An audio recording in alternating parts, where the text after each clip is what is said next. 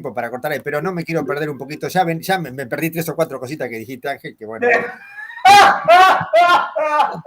Pero bueno, en alguna memoria general debe estar todo eso, ¿no? No, pero vos decías de los estoicos, pero pensaba un poquito antes en Heráclito, ese famoso fragmento 93, ¿no? El señor cuyo oráculo está en Delfos, ¿no? Apolo, no oculta ni indica, sino que habla a través de semeión. No creo que usa esa palabra, ¿no? El término Semaine. semaine, ¿no? Da signos. Sí, da signos.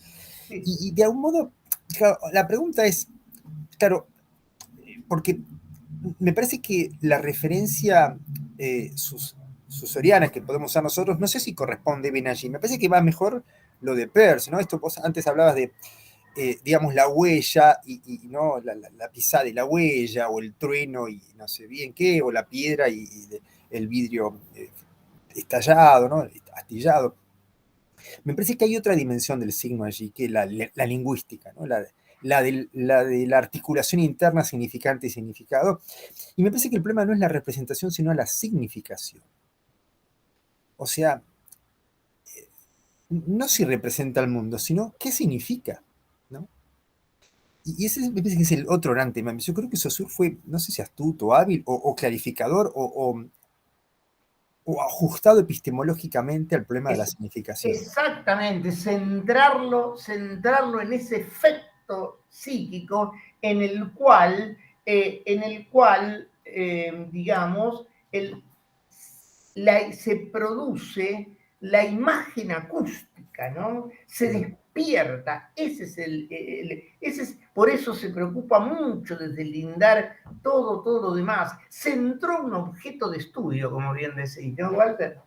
Bueno, yo creo que esa fue la clave, ¿no? O sea, acotarlo, ¿no? Circunscribirlo, dejar bordes, digamos, que después habría que explorar. Por ejemplo, no sé, Roland Barthes supone que ahí en esa concepción del signo en Saussure no es solamente una dimensión lingüística, hay una dimensión semiológica, es decir, que podemos ir por fuera del lenguaje articulado, ¿no? De donde la imagen mental significante, digamos, el significado, digamos, ¿no? El significado, la imagen mental, el significado y el vehículo señal significante, podríamos extenderlo a otro horizonte de signos y articulaciones de significación posible, como puede ser, digamos, no sé, el mobiliario o el vestuario o el arte culinario o una ciudad, en fin, lo que sea, ¿no?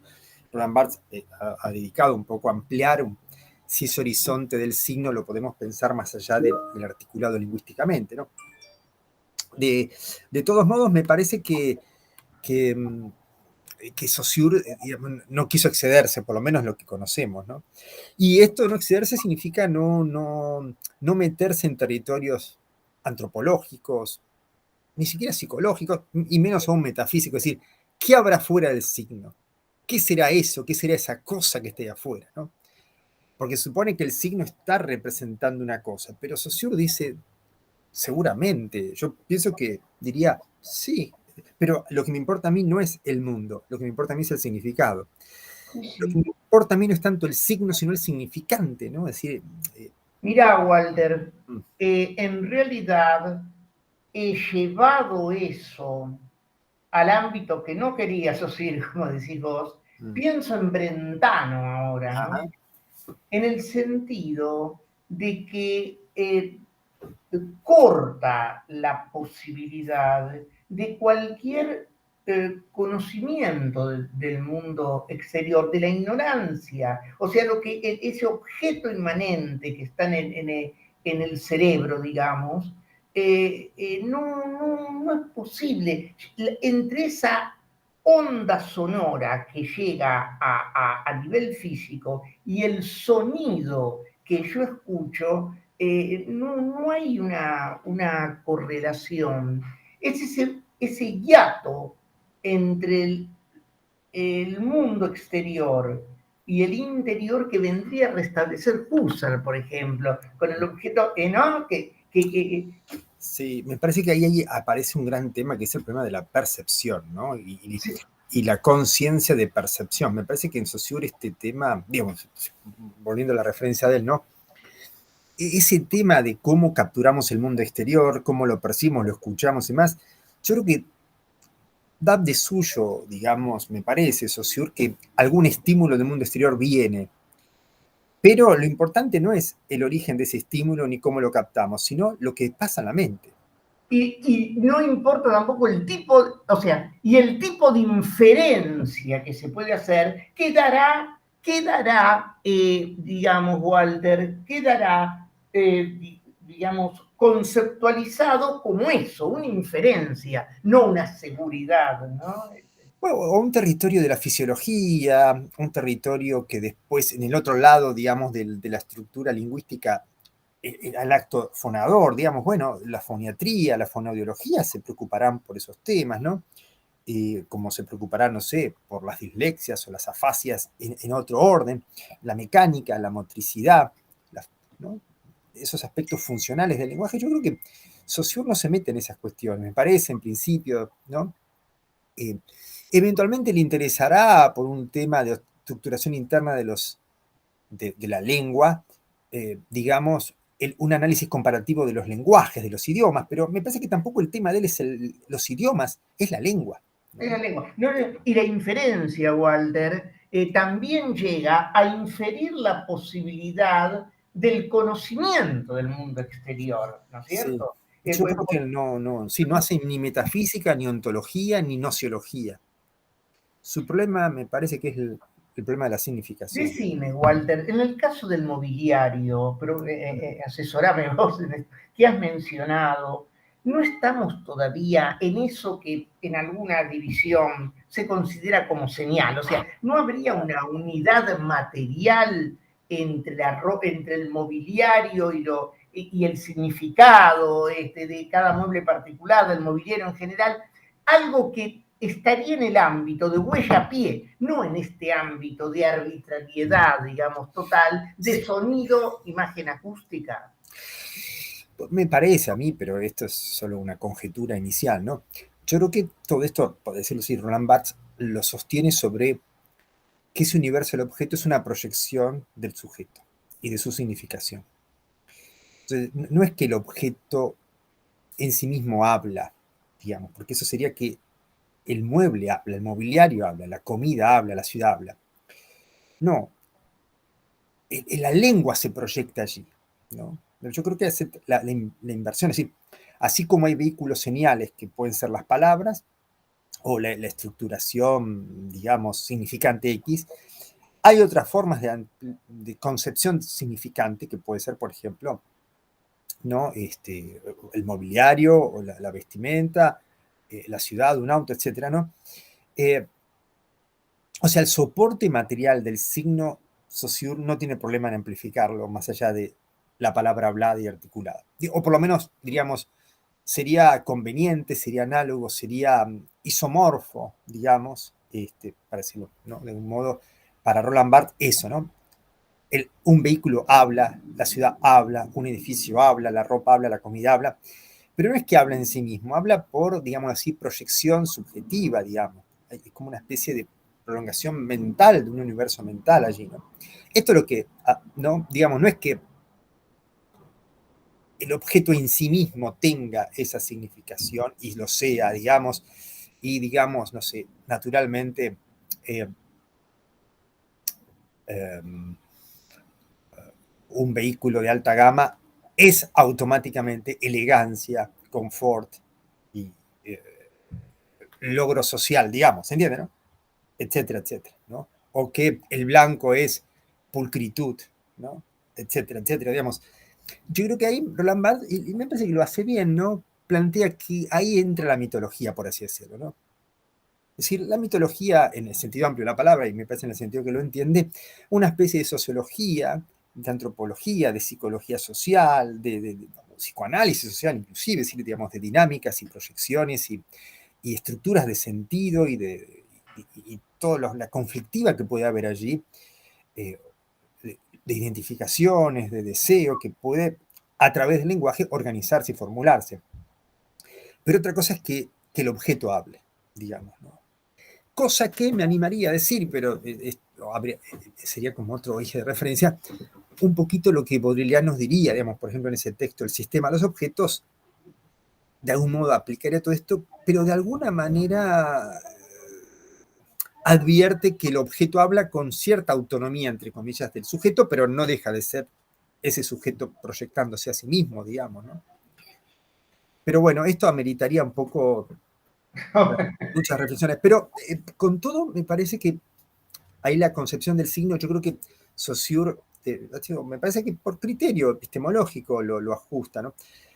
Y además él ajusta su concepción del signo, es decir, esta concepción del signo que después veríamos bueno, históricamente en paralelo, pero digamos que la versión persiana lo presenta, digamos, del ícono, del índice. Yo creo que Saussure no le presta mucha atención, o sea, no le presta, necesita recluirse de allí porque tendría que esbozar una concepción ontológica, una concepción metafísica que excede realmente, ¿no? Yo creo que ya Saussure hizo una especie de conjuro con los anatemas, con los anagramas, ¿no? ¿Te acordás por eso?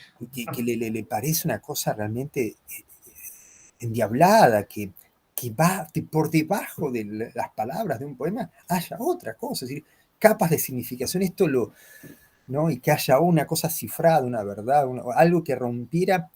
Después aparecen las leyes lingüísticas o por lo menos ciertas reglas que admitiría Saussure, que es la linealidad del significante, digamos, la paridad arbitraria significante-significado, y después lo que llamaríamos lo sintagmático y paradigmático. Allí me parece que es donde aparecen estas versiones posibles del mobiliario que habla, de la ciudad que habla, de un universo de objetos que hablan, digamos, que hacen discurso. Me parece que después en Saussure hay una idea de discurso. Bueno, después, no sé si es tanto en él, pero después seguramente en Benveniste aparece el problema de la enunciación, de un yo. Yo creo que quien habla a Saussure mucho tampoco le importa, ¿no? Estos problemas que van a ser después, sí, digamos, desde luego para el psicoanálisis, para Lacan, va a ser un problema. ¿Quién habla allí? ¿No? Desde luego, ¿no? Sí, sí.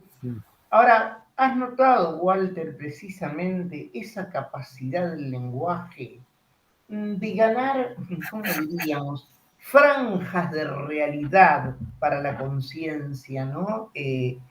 Franjas de sentido, vamos, seamos con el término realidad, ¿no? A veces, por ejemplo, ¿no? Con interpretar, ya que habíamos hablado, no sé si salió en la grabación, sobre el tema del dolor, ¿no? Ajá, no. Hace unos minutos, has visto cómo traduce, ¿no? Cómo interpreta allí el tema del dolor, donde es que obra como significante para que, ¿no? Qué gran cuestión, ¿no? Porque me parece que ahí uno se pregunta cuáles son las posibilidades y límites del lenguaje, ¿no? Porque también es esto, me parece que puedes ayudar mucho a pensar que cuál es el límite, lo que bordea el más acá y más allá, digamos, ¿no? De eso que parece así como lacanianamente eso real, con lo cual el lenguaje bordea, digamos, si hay un más allá y un más acá, por así decirlo, ¿no? Y el dolor es un umbral que está allí, digamos, ¿cómo nombrar el dolor, ¿no? ¿Y qué nombramos cuando hablamos de dolor? Porque yo pensaba, digamos, recordar un poco cómo hablamos, por ejemplo, en español, ¿no? Y decimos, por ejemplo, ante un dolor de muela, un dolor de pie, decimos, me duele el pie, me duele la muela. Con lo cual, la posición del yo, o mejor dicho, el del que enuncia, digamos, habría que ver un poco quién es ese yo que enuncia allí, ¿no? Está muy bien. ¿No? Yo Después, digo que eso, la muela, duele a mí. claro, por lo tanto hay un yo que enuncia, pero ese yo que enuncia no es el mismo yo que recibe, digamos, el afecto de la acción que sucede en el cuerpo, pero le sucede a un yo, ¿no? Al cuerpo, sí. ¿Y el lenguaje de qué se hace eco allí, en todo caso? ¿Qué es lo que captura el lenguaje allí? ¿No? ¿Y qué está convirtiendo en una especie de, ¿cómo decirlo así?, de realidad del dolor en términos lingüísticos, ¿no? Porque Ese es el punto, ¿no? Transforma ese real que vos asimilaste al real lacaniano, ¿no? Ahí es el paso en que lo torna lengua, ¿no? claro. Y bueno, fíjate que siempre el tema ahí, por lo menos para el psicoanálisis lacaniano, para el psicoanálisis en general, ¿no? El problema de la angustia es eso, ¿no? Cuando la palabra huelga, ¿no? Cuando la palabra no sabe de qué se trata, ¿no? No puede hablar ahí, ¿no? O hay un límite, hay un borde, rodea, ¿no? Eh, pero bueno, también eso que bordea, que es vacío, que es ausencia, que está perdido, es también la génesis del deseo, es también, digamos, el retorno a, digamos, a esa experiencia primera, mítica de satisfacción, ¿no? Eso que después el psicoanálisis plantea como la sublimación, digamos, de volver a esa experiencia primera, arcaica, iniciática de satisfacción, y que, bueno, habrá que ver si algún objeto posterior logra ser como ese primer objeto, como esa primera experiencia, perdida, y también eso real perdido que se quiere recuperar, ¿no? Bueno, esto está formulado de muchas maneras por el psicoanálisis, ¿no? Eh, y tal vez que no haya una única forma de nombrarlo, por así decirlo. Nombrarlo ahora lo extendemos y es crearlo, hacer algún semblante, hacer una obra de arte, hacer alguna producción que ponga al sujeto en relación a eso. Si fuera definitiva, sería la última, ¿no? Entonces siempre tiene que quedar como una insatisfacción que mueva el carro, digamos, ¿no? Me parece que de eso se trata también, ¿no? Digamos, Sí, sí, no, sí. y para decirlo de otro modo, para vincularlo con lo que hablábamos antes del lenguaje. Si una palabra lo dijera todo, sería la palabra definitiva, sería la palabra final, sería la palabra que luego enmudecería, digamos, ¿no? ¿Cómo? Que luego enmudecería, digamos, que no hay más nada que decir, ¿no? Siempre tiene que de algún modo fallar un poco, ¿no? Claro, claro. O tiene que obligar a un cierto mantra, decir, bueno, por ejemplo, ¿no? Pensaba, esas palabras, esas frases están, entre comillas, perfectas, ¿no? Y hay que repetirlas, repetirlas. Pero bueno, uno repite lo que, como diría Lacan, lo que no cesa de no inscribirse, ¿no? O sea, si se inscribiera, si se marcara, si se nombrara definitivamente, ya está, ¿no? No habría más, ¿no? Eh, pero bueno, Sí, esto, sí. sí, sí. No, esto de tantas cosas, ¿no? Tantas cosas. Pero es interesante esto de la expresión me duele la cabeza, ¿no? Claro, Hay ciertos verbos que tienen que ver con ese carácter, digamos, eh, ¿no? Que expresan sentimientos, sensaciones. Por ejemplo, a María le gusta el mar. El mar gusta a María, ¿no? O me gusta el mar, ¿no? Hay poco como sujeto al mar, ¿no? El mar produce gusto en mí. Otra vez, el efecto pasivo, si querés, ¿no?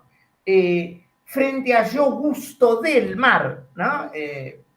No es tan usual, me parece, como me gusta el mar, ¿no?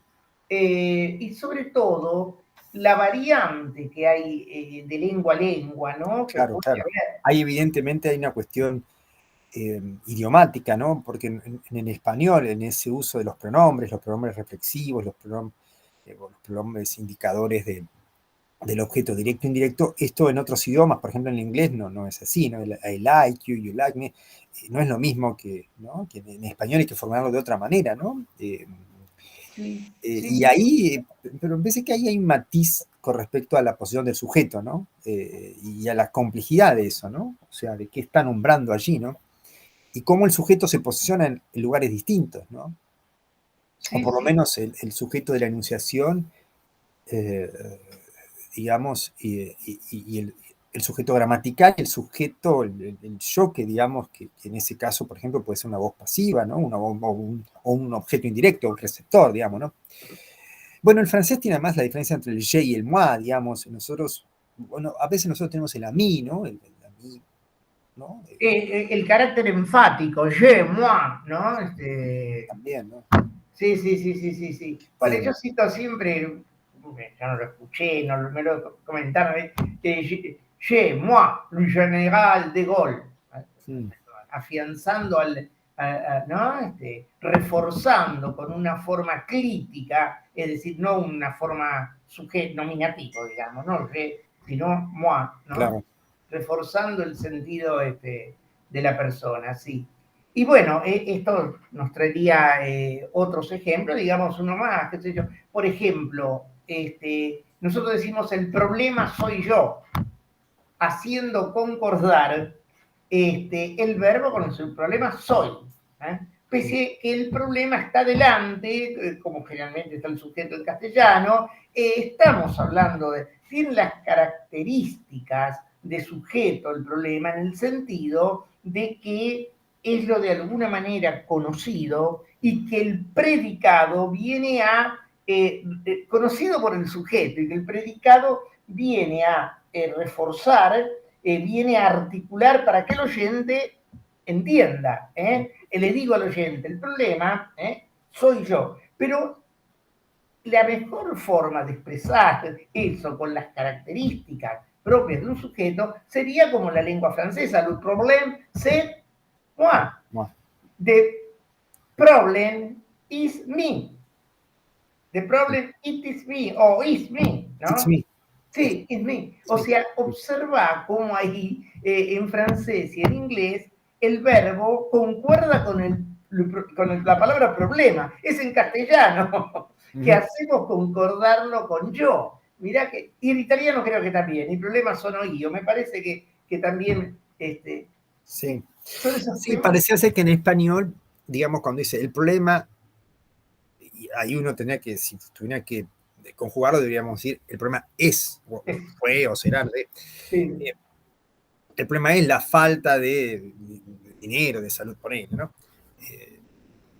Ahí claramente conjuga, pero claro, cuando decimos el problema soy yo, o eres tú, cuando hay un pronombre personal, digamos, ¿no? el problema somos nosotros, que yo, sí, Claro, efectivamente, pero ahí yo creo que, bueno, digamos, habría que ver un poco, ¿no? Pero interesante que cuando siempre la cuestión es pasar por un sujeto y nos incorporamos allí, o incorporamos un sujeto, parece ser que el español decide que el verbo acompañe en su conjugación, en su concordancia, digamos, ¿no?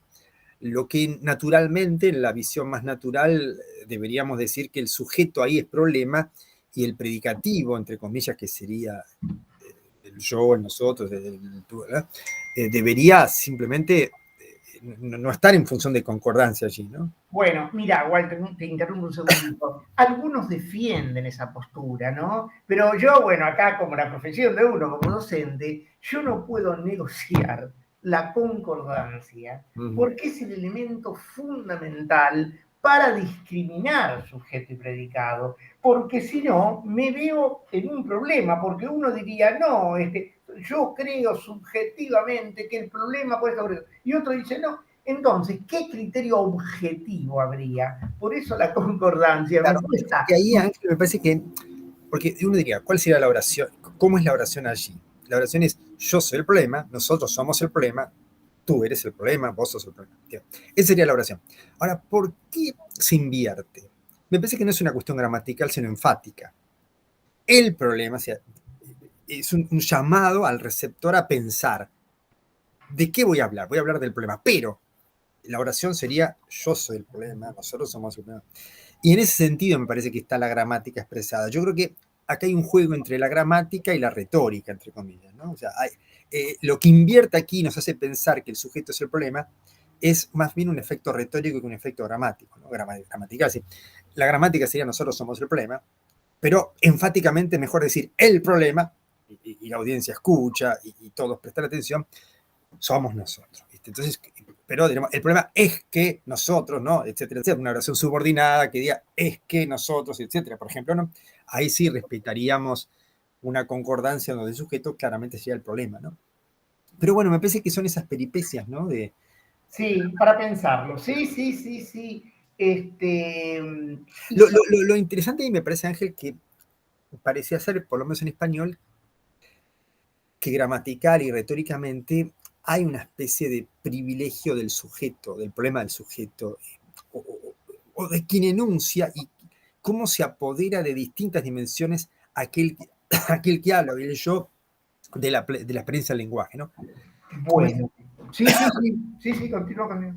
No, digo, volviendo a me duele la muela, a mí me duele la muela. Entonces, todo ronda el yo, pero de una manera problemática, psicológica, metafísicamente problemática, ese a mí me duele la muela, a quién, a dónde está, porque te duele la muela, bueno, digamos. el gran tema que se abre, Walter, en estas cuestiones es el ámbito de la primera y segunda persona antropológicas, ¿no? El único que puede decir yo es el que habla, y el tú, el que escucha. Y en el plural lo mismo, nosotros, vosotros. Nos involucramos en un cuerpo, en una totalidad, nosotros, involucro al oyente en una totalidad, vosotros. Basta que cambie el portador del mensaje y se transforma, ¿no? El tú es un yo. Ahora bien, el gran problema, por eso los verbos en nuestra lengua, y así originariamente en francés y inglés, lo que pasa que, bueno, después se fueron sutinando, fusionando, con el juego de las desinencias, hablo o hablas, hablamos, habláis, con ese juego basta. No tengo que poner yo hablo, tú hablo, salvo que quiera ser enfático, ¿no? Yo hablo, vos te callás. Bueno, no pasa así en otras lenguas. Pero volvamos al español. En la propia desinencia ya está marcado el sujeto antropológico. Pero el drama, entre comillas, viene con la tercera persona. Claro. La tercera persona gramatical es algo maravilloso, Walter, porque es el ámbito de lo que está fuera de tú y de mí. Es todo lo posible. El reino mineral, vegetal, no, divino, Dios es. El tercero excluido. Bueno, por supuesto, está excluido del circuito de la comunicación. La única manera en que este tercero se transforme, digamos, integre el circuito, es que sea un yo y un tú, que tome la palabra, o que yo me dirija a él, ¿no? Como un tú. No hay otra alternativa. Pero el tema es, digo, que ese él también, repito, entra el universo allí. Todo lo posible, todo el referente entra allí. O sea que ese el antropológico queda reducido a un il, aquel, o sea, bien alejado de donde nos viene nuestro L en castellano, ¿no? Aquel, ¿no? No es ni este ni ese, digamos, ¿no? No, fíjate, Ángel, que me parece que en esto que decís vos, también la particularidad del verbo haber y cuando usamos la forma hay, ¿no? El hay, ¿no? Ese hay que no hay primera y segunda persona, y solo ese tercer persona, para nombrar eso, aquello, fuera ¿no? de un diálogo. Ese hay está fuera de un diálogo. Es ese mundo externo, ¿no? Y bueno, el español tiene esta posibilidad del hay. En otros idiomas hay que buscar otras formas, digamos, para decir eso mismo, hay. ¿No? En realidad, Walter, Iliá, ¿no? O delito, ese Iliá, en francés, repara en esa Y, por así decirlo, claro. Y repara en ese there, ¿no? En el pronombre there en inglés. Esos son adverbios de lugar. Y con el Iliá, a de avoir en francés, tiene allí, se tiene allí. En inglés usa el verbo ser allí. Sí. Ahora bien, nuestro hay es producto de una fusión, Walter, histórica, en que había un habet inc, o sea, hay, se tiene allí, hay, existe. Esa Y es esa misma Y que vos ves en Iliá, ¿no? Bueno, todavía decimos ahí, ¿no? Pues escuchan, es un lenguaje más antiguo, ahí, ¿no? Claro. Por ahí viene, efecto. Claro. Pero bueno, lo interesante me parece que tiene el efecto de lo impersonal, ¿no? Sí. De lo que lo que no habla, lo que no, lo nominado, pero lo que no puede nominar, ¿no? Lo que no tiene. Y bueno, sí, es la posibilidad del lenguaje de nombrar lo que está fuera del diálogo, digamos, ¿no? Sí, eso es algo verdaderamente, es algo muy interesante, Walter, e incluso los reflexivos que vos habías hablado, por ejemplo, yo me baño, yo me lavo la ropa, directo o indirecto, tú te la... Bueno, ese mismo meite, no, os, es reflexivo, ¿no? En yo me miro, pero, pero no es reflexivo en vos me mirás. Ahí no es reflexivo. Sin embargo, para la tercera persona, y esto es para pensarlo, no por todo lo que implica, yo quiero hablar de la tercera persona como reflexiva, digo, él se mira. Sí, Pero cuando quiero hablar de la tercera persona como no reflexiva,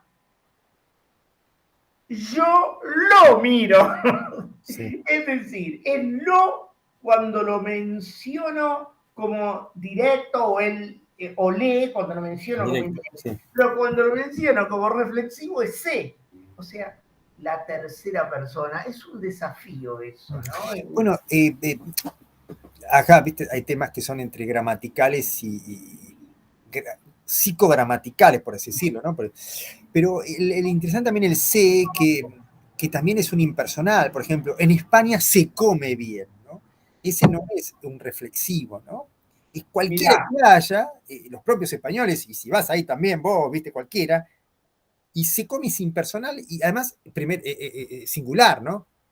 Porque eh, se come mucha gente, ¿no? O sea, mirá, Walter, te lo confieso, sí, el problema, en serio, al menos en mi enseñanza, yo creo que es el problema más complejo de la lengua española, los múltiples usos que ha adquirido el se y lo difícil de llegar a ver el desarrollo de ese se a partir de un único uso en latín, a claro, partir del uso reflexivo de tercera, sin número, singular y plural, el se. Uso reflexivo directo, porque el indirecto era sibi, el objeto para sí, digamos, el objeto indirecto. O sea, cómo llegó a esas transformaciones que han devenido en ese se, por ejemplo, impersonal. Aquí se come bien, ¿no? Pero que no es el mismo C de él se come las uñas, porque claro, ahí claro, claro. sí, nos llevaría, Sí. pero siempre... Ay, hablando en esta senda, pero corriéndonos un cachito, digamos, efectivamente esto ameritaría como tal vez ver múltiples ejemplos y ver qué ha pasado, pero efectivamente, como decimos, en latín ofrece una única función al C que el español lo ha complejizado y demás, ¿no? Eh, Pensaba un poco los verbos, que todo esto de los pronombres y demás tiene que ver con los verbos, si son transitivos, intransitivos, reflexivos, ¿no? Y pensaba, cuando Roland Barthes dice que escribir es un verbo intransitivo, ¿no? Claro, me parece interesante para reflexionar y por ahí ponerle otro matiz un poco a lo que estamos charlando, ¿no? Porque uno diría, bueno, él escribe una carta, él escribe un libro, él escribe una poesía. Bueno, efectivamente, ahí es un verbo transitivo, hay un objeto directo, ¿no? Él lo escribe, etc. Ahora, decir que el verbo eh, escribir es intransitivo pone énfasis en la acción independientemente del objeto, ¿no? Eh, y pensaba, digamos, bueno, este es un problema más, eh, bueno, más psicológico o ético o de la poiesis que de la gramática, porque gramaticalmente sería incorrecto decir que es un verbo intransitivo. De hecho, bueno, podemos decir que a veces decimos, él escribe bien, y digamos, y ahí no hay una cuestión de transitividad. Es, Pero está implícita. él escribe bien la poesía, él escribe bien. Claro, claro, claro. Sí, sí, sí, sí, Pero sí. me parece que ahí está puesto que el sujeto es sujeto de una acción, no de un objeto, ¿no? No es la relación a un objeto, sino la relación del sujeto, no consigo mismo, porque tampoco podríamos decir él se escribe, digamos, bueno, qué sé No, yo, no en ese sentido, ¿no? ¿no? Pero sí hay como el sujeto nombrándose en la acción, ¿no? Eh, porque, digamos, llegado el caso, ¿no? No importa el objeto que produjo, sino la capacidad de producir y hacer. Es decir, recuerdo, por ejemplo, Picasso dice, después de haber pintado toda mi obra, lo único que pinté fue a mí mismo. Lo único que pude, lo único que retratan todas mis obras es la imagen de mi rostro, no sé, una cosa así. Pero, ¿qué parece denunciar un poco, casi, casi el carácter intransitivo? O, si lo transitivo es que toda su obra es... Estás definiendo la voz media en griego, Walter. Ah, Eso es la voz media en griego, y Barthes creo que la menciona en el artículo, ¿no? Estás definiendo la voz media en griego. No importa. Si yo, por ejemplo, te digo, entierro a los muertos, entierro, es porque es mi oficio de sepulturero.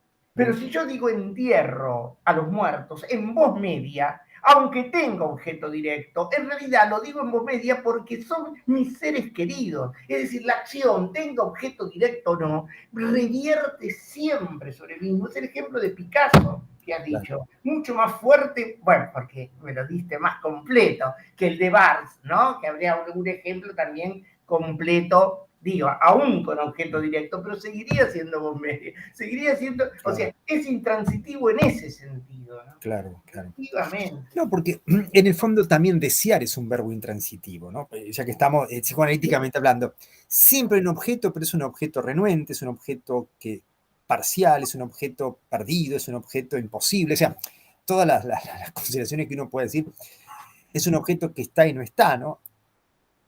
Hace 30 años me dijeron eso mismo, un psicoanalista. Son todos iguales. Exactamente me dijo eso. Desear eso. Mira, Sí. bueno, hace un tiempo escribí un articulito que decía pintar es un verbo intransitivo a raíz Ah, ¿vos escribiste? Sí, bueno, escribí para una artista amiga y Me gustaría saber. bueno, y efectivamente, digamos, el hecho de pintar, digamos, más allá de lo que se produzca, porque lo importante es producir, es como poiesis. Yo creo que poiesis también es un verbo, no sé qué verbo en griego será poiesis, pero la poiesis, ¿no? Es la poiesis, más allá de el objeto, el producto, el ergo, digamos, que salga, ¿no? El ergón que salga, ¿no? La energía es lo importante, ¿no? Digamos, la posibilidad de, de mantener un poco siempre esa capacidad, ¿no?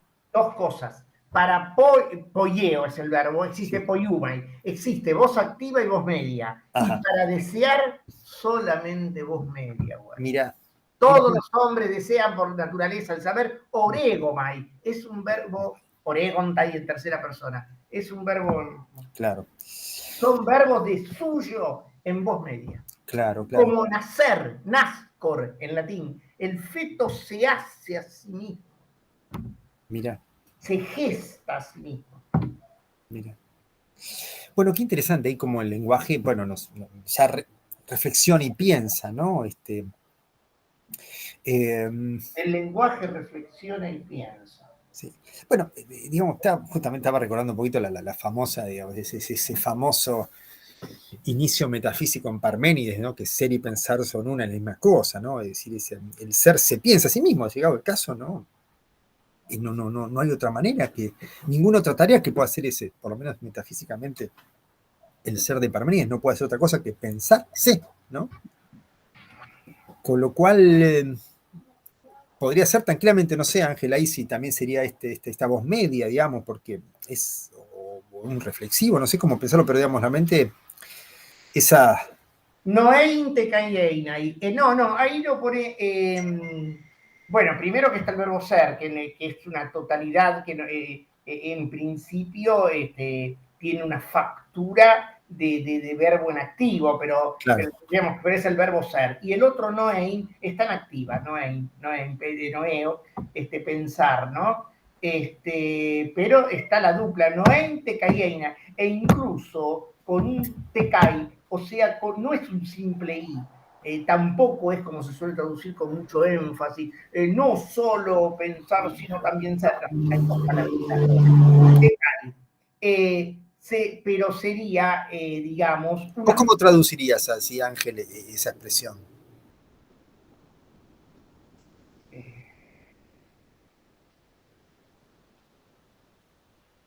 Porque viste que a veces la historia de la filosofía o los usos empiezan a primar sobre, digamos, no sé, Sí, sí. las riquezas, las complejidades o las variantes que uno puede Sí. subir allí, ¿no? Eh, eh, digamos, podría ser pensar y también ser inclinándome a un uso de la conjunción copulativa, aquí te cae reforzada, ¿no? Un uso en el cual la conjunción tendría un valor exegético, vendría a desarrollar lo que el primer miembro dice. Sería algo así, no hay pensar, es decir, ser, ¿no? No sé. Claro, claro, es como si estuviera tratando de expresar el principio de identidad primero y único, el fundamental, ¿no? Lo cual es como una especie de unión entre ontología, metafísica, nociología y Exactamente. gramática, ¿no? Todo ahí junto, ¿no? Y Es lógica, ¿no? También es decir, la tríada, ¿no? Sí, sí. sí, efectivamente, Qué efectivamente. notable, ¿no? Porque después uno, me parece que la larga historia del pensamiento fue, digo, una forma de decir las cosas. Bueno, Se corta, se corta. no, no, decía Ángel que, Se había inmovilizado un instante el. Sí. mm, no, digamos que la historia después del pensamiento me parece que ha sido la irrupción del sujeto, es decir, el yo pienso, digamos, yo pienso, luego existo, y vuelven a aparecer esos temas, pero ahora hay un yo, hay una subjetividad, hay un alguien que se tiene que encargar de eso. En Parménides el hombre está excluido un poquito de eso, es el pensar, ¿no? Un pensar que si el hombre está o no está, vaya a saber si importa demasiado, ¿no? Es más, tal vez, no digo porque la vuelta, ahora corriéndonos un poquito de esquema, hoy el pensar tampoco es el hombre mismo, ¿viste? Como a lo heideggeriano, ¿no? Lo gravísimo de nuestra época grave es que no se piensa y que la ciencia no piense, y sin embargo, nuestro gran, entre comillas, pensamiento ahora es el pensamiento científico, ¿no? Pero sin embargo es un pensamiento que no piensa en otro orden, bueno, en otro orden también del ser y demás, de pensar el ser. Pero en el medio estuvo el sujeto, ¿no? El yo pienso, ¿no? El cartesiano, que fue, ¿no? Fue un poco la aventura moderna, ¿no? La aparición de la subjetividad y de un yo y una conciencia muy complejo, porque todo eso tuvo complejidades, digamos, ese yo cartesiano, que no es lo mismo que el yo empírico, el yo trascendental, el yo al nosotros hegeliano, bueno, o el yo el yo atravesado por el inconsciente, el psicoanálisis, es la erupción del yo y todas sus problemáticas, ¿no? Del pensar allí como ¿Te esa... acordás las charlas nuestras sobre el mundo médico, Walter, ese Sí, primer pensamiento en Occidente, ¿no? Cómo estaba configurado ese yo, cómo precisamente cuán difícil es encontrar ese centro que reuniría toda la gama de efectos psíquicos. Yo te diría que tan claro, difícil, claro. porque es imposible, porque no había una idea, estaba fragmentado, ¿no? ¿No? Y ahí uno, para tomar un poquito por el tema que venimos rondando hoy, Ángel, ¿cuánto de ese yo es concomitante, heredero, efecto del lenguaje, ¿no? O de una lengua, ¿no? De un idioma inclusive, ¿no? No, porque uno piensa también qué efectos subjetivos y de organización psicológica y demás tiene un idioma también sobre una comunidad y sobre los sujetos que se organizan ahí, ¿no? Lo que es cierto, Walter, lo que es cierto que de un estadio donde encontramos fragmentada la unidad psíquica, ¿no? Nominada con nombres diversos, los afectos, digamos, psíquicos, pero no reconducidos a un centro, a un yo, ¿no? Es paralelo con un estadio de la lengua paratáctico, ¿no? En el sentido de que las cláusulas se van aglutinando unas tras otras, ¿no? Hiladas por la misma contigüidad, y a lo sumo por elementos, conjunciones, pronombres, que hacen mención a lo anteriormente dicho, retomándolo y continuándolo. y precisamente cuando avanza la época, y otro factor que hay que agregar, y siempre en el mundo occidental, que es el que conozco, digamos, en el mundo médico, ¿no? Hacia, posteriormente, el desarrollo clásico de Grecia, vamos viendo cómo se pasa de la oralidad a la escritura y de la hipotaxis, o sea, de la juxtaposición, perdón, de la parataxis, o sea, la juxtaposición, hacia la hipotaxis o subordinación. O sea, cómo ese desarrollo es paralelo con la aglutinación en el lenguaje de las cláusulas, con la digamos, eso, con una tendencia hacia la unidad, hacia la concentración y precisamente hacia un desarrollo mayor de la subjetividad, ¿no? Sí. Pensaba, a veces, viste, el análisis comparativo y los problemas de traducción y man, a uno le hacen reflexionar un poquito más esas marcas que uno empieza a tomarlas como propias o de una historia o propias de que es así o no. Pero pensaba, por ejemplo, la complejidad de la conjugación verbal en español y la ausencia total de conjugación en el chino, ¿no? Digo, ¿qué marca de subjetividad, más allá de una cuestión idiomática, qué marca subjetiva tendrá? O yo pienso que es fuerte, porque la relación compleja a la temporalidad que ofrece el español, por ejemplo, el pluscuamperfecto, ¿no? El pasado del pasado, una cosa, o yo hubiere partido, ¿viste? Un futuro hipotético de una situación posterior, una cosa muy sofisticado. Eso, digamos que nosotros desde luego lo hablamos sin pensar demasiado, o sea, el lenguaje nos habla en ese sentido, nos permite concebir dimensiones temporales, ¿no? Que, bueno, no digo que un oriental o un chino no lo tenga, pero lo tiene que tener de otras maneras, o sea, tendrá que poner algún tipo de estructura adverbial, algún tipo de estructura de circunstanciales como para explicar que cuando yo haya ido a tu casa, vos ya habrás comido. ¿Se entiende? Una especie de cosas, de dos capas de futuro, ¿viste? Sí, sí, claro. No, claro. Lo que pasa es que en nuestra lengua hay tiempos deícticos con relación al acto de habla y a partir de eso se dibujan otros tiempos, ¿no? A partir de ese, por ejemplo, yo caminé, ¿no? Es un pasado puntual, yo caminé. Eh, eh, Cuando yo caminé por tal cosa, te había visto salir, ¿no? Ahí hay un pasado. Un imperfecto, claro. Había visto, ahí es un pluscuamperfecto. Sí, el pluscuamperfecto es la anterior a ese pasado, pero por ejemplo, cuando decías, bueno, eso es lo que quería decir, que es anterior a eso, pero digamos, hay tiempos deísticos y tiempos subordinados a esos deísticos, ¿no? Claro. No, lo que pensaba, digo, es que no casualmente la cultura oriental es una cultura estable en el tiempo. Como que el pasado, el presente, el futuro, esa discriminación tan potente para un occidental o para un hablante del español, que tiene que expresarlo con precisiones y con diversidades y con tonalidades, ¿no? Muy, muy ricas, ¿no? O no sé, o diversas.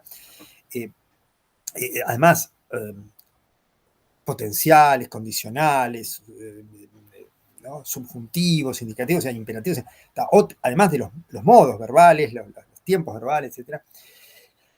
En Oriente parece que la acción es una acción que siempre está ahí, siempre está allí presente, digamos, o sea, digamos, el infinitivo sería como una especie de perduración de un presente, digamos, ¿no? Como, y marca una cultura también estable, digamos, temporalmente, digamos. Muy bien. No sé si, digo, por ahí uno está excediendo jugando, o por ahí es una metáfora, ¿no? Pero no, nosotros también vivimos como más complejo la situación de lo histórico, las referencias, las cosas que pasan y cómo pasan. En Oriente es como, claramente te das cuenta de una tradición que está como más estabilizada y el lenguaje lo muestra, por ejemplo, allí, ¿no? La estabilidad de la acción nombrada en forma infinitiva, digamos, ¿no? Mira, Walter, el tema es que nosotros, digamos, las lenguas indoeuropeas, estamos cautivos de la percepción. del punto axial, porque este acto de habla que estamos ahora ejerciendo funda el tiempo, Walter, funda el tiempo Claro. del lenguaje, el antes y el después se dibuja a partir de esto, ¿no? Qué interesante eso, Ángel, porque eso convierte al sujeto en una especie de demiurgo, digamos, del habla. Pero por el acto de habla, el tú y el yo, los de afuera, variando una expresión que pusiste antes, son de palo, digamos, ¿no? Es esto que funda las dimensiones. Ahora, claro, yo pensaba ahí, digamos, jugando un poquito entonces con esta referencia que decíamos y tomando esta cosa así axial del sujeto, del acto del habla, digamos, como axial en la organización discursiva en las lenguas indoeuropeas, a diferencia de, me parece, ¿no? Digamos, no, habría que tener como más precisión en esto, ¿no? De un dominio de la lengua misma, más que del sujeto enunciador en Oriente, digamos, donde lo que importa es la acción, más que quien la realiza. O sea, sí, desde luego que la realiza, que es importante, pero digamos, como que las acciones suceden, ¿no? Y el lenguaje muestra esa estabilidad de las cosas, ¿no? En cambio, aquí parece ser que hay que no, se habla desde alguien que habla y se apodera de, ¿no? La marca de un sujeto aislado, de un individuo, digamos, es más evidente en nuestros lenguajes, digamos, que en un lenguaje oriental, digamos, ¿no? Absolutamente, Walter. En europeo es fundamental, como el cuerpo propio que funda las dimensiones, Walter, la traza, adelante, ¿no? Es así, ¿no? Es así. O sea, es un poder demiúrgico que tiene el acto. Bueno, in principio, ¿no? ¿no? In principio. Digo, ¿no? Sí, sí, Bueno, claro, puedes decir la frase bíblica, ¿no? En el argera logos, ¿no? Creo que además en griego, ¿no? O sea, pero bueno, claro, ahí también me preguntaría, digamos, también es otro motivo ya siempre, estas frases que decimos son universo, ¿no? Digamos, desde luego, ¿no? Pero ese logos es un logos que todavía no es el logos humano, además es un logos realmente impersonal, ¿no? O sea, después se hace carne, después es un verbo. Con todo ahí, Ángel, interesante, ¿no? Ya que estamos hablando un poquito de estos temas, ese logos que al latín se puede haber traducido como ratio, ¿no? Y se tradujo como verbum, ¿no? ¿No? Logos podría haber sido tranquilamente lenguaje, pensamiento, habla, ¿no? Pensar, palabra, ¿no? De hecho, la palabra, ¿no? O el verbo, ¿no? Quedó. El ego es el verbo, sí, no, es increíble, ¿no? En los diccionarios especializados, en el más especializado, hablamos antes o en otra oportunidad nosotros del filósofo argentino Conrado Egersland, ¿no? Fallecido en los años 90, que tantos aportes dio a la filosofía y demás, ¿no? Una tarea que mandaba a sus alumnos de filosofía antigua allá en la Universidad de Buenos Aires era que vayan a consultar el diccionario Liddell Scott, el más, digo porque es de unas dimensiones grandes, ahora está todo, se puede consultar en el sitio Perseus, ¿no? En fin, en la web, digamos, y mandaba a consultar al Instituto de Filología ese diccionario y que registren todos los usos de logos. Pero claro, eso eran no sé cuántas columnas, ¿no? Claro, Porque es propio de un diccionario especializado no solo traerte las diversas acepciones, sino la fuente. Por ejemplo, en tal cosa, ¿no? Con su traducción. Hesíodo usó la palabra logos, así, Platón, de 88 maneras distintas. Claro, entonces, en todas hay un matiz, hay una cuestión, ¿no? Exactamente. Creo que Goethe, ¿no? Decía, creo en el Fausto, dice, en el comienzo fue la acción, ¿no? ¿Te acordás? Sí, porque sí. claro, después de todo, el verbo nombra la acción, ¿no? Exactamente. Entonces no es el sustantivo, por haber sido el verbo es el sustantivo, digamos, el logos es el sustantivo, digamos, ¿no? No, luego el verbo, la acción, ¿no? Esto se traduce, el logo se traduce, el logo de San Juan se traduce como verbum en latín, ¿no? En el sentido de que después la gramática lo va a especializar a verbum como nosotros conocemos como verbo, pero ahí abarcaba todo lo que fuera palabra. Palabra, sí. Sí. En fin, Walter. Sí, qué tema importante este, Ángel. Bueno, lo interesante es que Te digo para... nos quedó para otro momento, ¿no? Volviendo un poquito a que si las palabras representan, ¿no? Nos queda para otra charla, Ángel.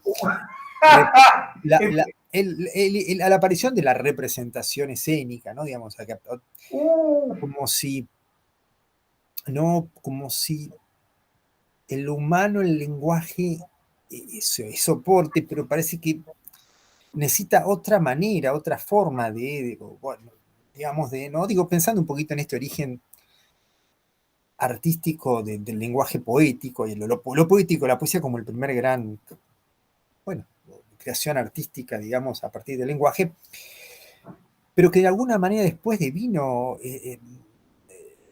la inmediatez, la literalidad poética, con todo lo que implicaba, desde luego, como remisión a otro mundo, es decir, al mundo mitológico, supongamos, ¿no? Pero bueno, era la palabra, ¿no?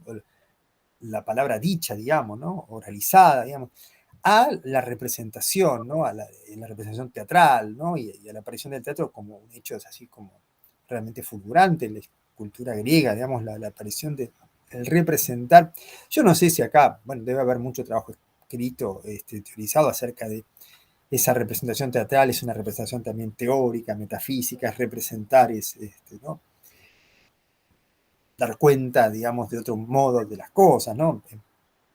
Y alguna acepción que vincula teoría y teatro, en fin. Pero bueno, esto ameritaría, Ángel, una charla en Sobre sí. todo, Walter, ¿no? Sobre todo, que se dan una confluencia de hechos. Y yo creo que, digamos, no ha habido, que yo conozca, una, digamos, hipótesis mejor y más coherente que la de Aristóteles sobre el origen de la tragedia, ¿no? Hablando de la tragedia, también podemos hablar a partir del culto del dios Dioniso, como lo prueba las festividades del dios en que se representaban, el altar en medio de escena que representaba a Dioniso y cuya estatua era traída del lugar en que de Atenas, del templo determinado, lo traían ahí al teatro en el momento de la representación, las gradas para los sacerdotes de Dioniso, con bancos especiales, bueno, todo habla de Dioniso. Ahora bien, ese sería un origen. Pero con todo también los problemas que eso trae, porque después las tragedias no hablan de Dioniso, pero eso es otro tema. Tomamos eso por un lado. Y por otro lado, Walter, la representación, no te olvides que en la sociedad oral, en la cual se transmitieron los poemas homéricos, el aedo o rapsoda, los asimilamos, pero hay una diferencia, no importa ahora, el aedo o rapsoda, al cantar, al recitar los poemas, también los representaba de alguna manera, con su mímica, se encarnaba en lo que decía, ¿no? Incluso se acompañaba con la lira para poder, ¿no? Digamos, acompañar los versos, y por qué no, con la danza para reproducir el ritmo del verso. Quiero decir, Claro. había también, sin quitar que el origen sea de aquí, ¿no? Porque es evidente, ¿no? El coro de venir, que tiene que ver con el coro de los sátiros, del culto del dios Dioniso, ¿no? Todo en la tragedia tiene que ver con eso, en la comedia, digamos. Pero no habría que olvidarse de esta corriente representativa, ¿no? Es cierto, ¿no? Tal vez ahí la palabra representación en un sentido amplio ya está, ¿no? Ya está claramente, ¿no? Tal vez entonces lo más específico es la aparición de la noción de escena, ¿no? De que sucede en algo, digamos, donde queda claro que el enunciador y quien enuncia son distintos. En la aparición efectiva de un personaje, ¿no? No de alguien que represente, digamos, porque ese poeta rapsoda de Odo, ese poeta que dice lo propio, dice lo ajeno, digamos, ¿no? Pero que lo dice, lo encarna, es cierto, lo hace con ciertos artilugios, con cierta mímica, pero la aparición de lo escénico como tal, digamos, y del personaje como tal vez esto sería un núcleo más efectivo de lo teatral, aunque la noción de representación ya la podemos pensar en términos de aquel que lo expresaba en la oralidad, ¿no? Claro, no, es evidente que el culto de Dioniso, con la hipótesis, con la conjetura de Aristóteles, alguien empieza en la festividad del dios un coro empieza a cantar hazañas del dios, el ditirambo, los famosos ditirambo, Ambos dionisíacos, ¿no? claro, que son los cantos como el peanes de Apolo, los cantos de Apolo es el canto de Dioniso, pero pareciera que después es de ese coro, que es una totalidad, alguien se desprende de ese coro, ¿no? Y ese que se desprende, el corifeo, empieza un incipiente diálogo con el resto del coro. Y ahí tenés Claro. los dos personajes, como fue originariamente la tragedia. Después se agrega un tercero. Claro, la novedad de la tragedia es un diálogo interno, digamos, con una especie de cuarta pared, ¿no? ¿Qué significa eso? Y de cuarta pared significa que los personajes no saben que hay un público mirándolos, ¿no? A diferencia, digamos, de un poeta que le habla al público, ¿no? O sea, claramente hay una relación de continuidad, ¿no? El personaje supuestamente no sabe que lo están mirando, no sabe que está actuando, ¿no? Está envuelto en su ficción, ¿no? Hay una ficción que es visto y los que están dentro de esa ficción desconocen esa afuera, digamos, ¿no? Por eso a veces están fuertes los efectos de romper la cuarta pared al Olmedo, ¿viste? ¿no? A ciertos efectos que a veces pasan, ¿no? Donde la representación se cierra sobre sí, entre comillas, ¿no? Es cierto, con múltiples complicidades con respecto al público, de luego, pero, digamos, cuando, no sé, los griegos miraban y Edipo decía, yo voy a resolver otra vez, como una vez lo salvé, y el público se ríe, pero Edipo no se da cuenta que se están riendo de él, por ejemplo. Perdón, te interrumpo, Walter, una película Sí. que acabo de ver ayer, el año 47. La muerte camina en la lluvia, una película argentina dirigida por Christensen, que creo que es el director. Lo cierto es que es una intriga de una muerte que están buscando al asesino, que es una intriga muy bien llevada, ¿viste? Con personajes muy, etcétera, etcétera, etcétera. Y cuando termina, ¿no? Pues la película tiene un dramatismo. Alerta spoiler acá, para que hay que decir acá. ¿Cómo? Hay que decir alerta spoiler porque viene el final de la película, ¿no? Ah, claro. No, y cuando termina, dice, bueno, el detective dice, y con nosotros, no todos, no, con los pilotos, nos merecemos, nos merecemos algo, ¿no? Y uno dice, bueno, termina una vez. Vamos, los invito a ver esa película, La muerte camina en la... Es tan desconcertante ese final, tan desconcertante porque venía una cara, ¿cómo rompe la ilusión? Bueno, a mí me parece que hay otro efecto, Ángel, que es el misan abismo, ¿no? Como la puesta en abismo, ¿no? A ver, contame. Claro, porque la puesta en abismo es cuando algo se mira sobre sí y replica, así como el espejo, detrás frente a un espejo, otro espejo y así, ¿no? Las cajas chinas, por ejemplo. Claro, las cajas chinas, las mamushkas, ¿viste? O sea, algo que refleja sobre sí, ¿no? Igual sobre sí. Ese me parece que es el efecto, ¿no? Sí. Digamos, ¿no? Me parece. Pero bueno, sí, claro. Ahora, la cuarta pared que de golpe el personaje le habla al público y dice, y sí, lo tenemos que encontrar al asesino, ¿no? Mira la cámara y revela algo que rompe la ficción. Porque el ejemplo mío no produce ese efecto. Claro, me parece que es el efecto de puesta en abismo, digamos, ¿no? De algo que se refleja sobre sí, ¿no? Es como, no sé, cuando decir, bueno, alguien está escribiendo, el poeta escribe, dice, y yo que escribo este poema, y te lo escribo, y yo escribiendo este poema, ¿viste? Termina así como volviendo sobre sí, digamos, ¿no?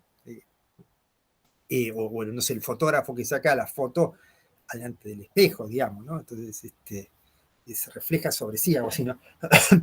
Pero sí, me parece que la aparición de lo escénico como representación, en otra dimensión de representación que es de un diálogo que es cerrado sobre sí, digamos. Perdón, esto vale para la tragedia. En la comedia ocurre exactamente lo que dijiste vos. Claro. Viste que el personaje habla con no sabe. Claro. No, pero y además me parece porque la comedia, los representados en la comedia son probablemente la gente que está en el público también, ¿no? Exactamente. O sea, no son héroes mitológicos, es Sócrates burlado en las nubes, ¿no? O sea, las nubes, ¿no? Sí, la obra, la de Sí, Aristófanes, ¿no? sí, claro, claro, claro, claro.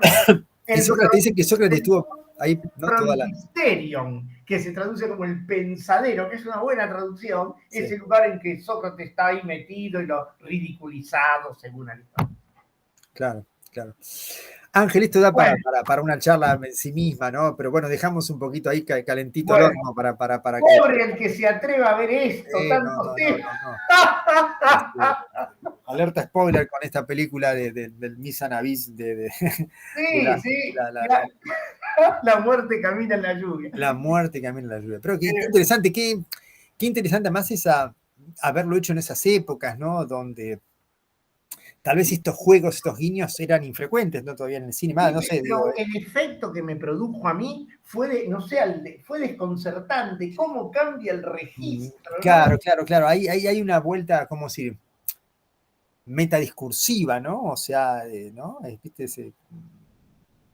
Interesante, ¿no? Que salga un poquito de su propia dimensión, ¿no? Y, bueno, Eso, sí, sí, lo sí. más parecido, claro, eso se parece un poquito, no sé, digo, en época, digamos, pero en otro sentido, al teatro dentro del teatro de Pirandello, ¿viste? De 6 personajes en busca del autor, digamos, esas experiencias de querer independizar a los personajes de los autores, ¿no? Dar Qué locura. claro, o en Niebla de Miguel de Unamuno también pasa algo parecido, ¿no? El personaje que primero que Unamuno se convierte en personaje, digamos, que él mismo se convierte en parte de su propia novela. El escritor decide ser personaje y el personaje, y además como autor se deja interpelar por el personaje que cobra una vida por encima de la historia. Es una cosa media, es interesante como juega ahí con los registros, ¿no? ¿Sabés, Walter, en quién recuerdo que hace lo mismo? Abadón el exterminador. Ah, lo de Sábato. Hace otro tanto, sí, sí, sí, sí. Claro. Es una novela no tan famosa como una que yo quiero mucho, ¿no? ¿Cuál va a ser si no sobre héroes y tumbas, ¿no? Es muy interesante. Esto es otra cosa, ¿no? Sí, sí, sí. Los fantasmas que tanto los perseguían a Sábato, ahí están todos. Sí. Están todos representados, claro. Claro. Muy bueno, Ángel, salió algo, ¿eh? Una linda charla. Linda charla linda charla, muchas gracias. Bueno, estamos en contacto, Walter. Bueno,